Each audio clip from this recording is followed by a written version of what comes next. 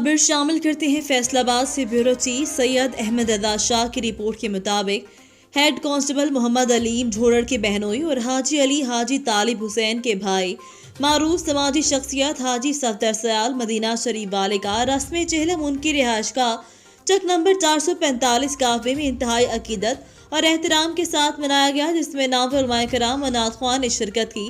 رسم چہلم میں شہر بھر اور مختلف شہروں سے سیاسی اور سماجی شخصیات نے شرکت کی، جس میں میجر محمد اکرم نے خصوصی شرکت کی۔ علاقہ بھر کے وکلاء، صحافی برادری، ڈاکٹرز، علماء کرام اور SHO سٹی سمندری رائے فاروق احمد نے شرکت کی۔ محکمہ پولیس کے دیگر افسران ماتحتان نے اپنے کولیگ کے ساتھ اس غم میں شریک ہو کر اپنا فرض نبھایا۔ یاد رہے، حاجی صفدر سیال انتہائی شریف النفس، مہمان نواز اور درد انسانیت رکھنے والے غریبوں کے ہمدرد انسان تھے، جن کا کاروبار سعودیہ میں مدینہ شریف کے نزدیک تھا، جہاں وہ پاکستان سے آئے ہوئے لوگوں کی بہت خدمت توازی کرتے تھے۔ پاکستان میں حاجی صفدر سیال کی پہچان مدینہ شریف والے کے نام سے جانی جاتی تھی۔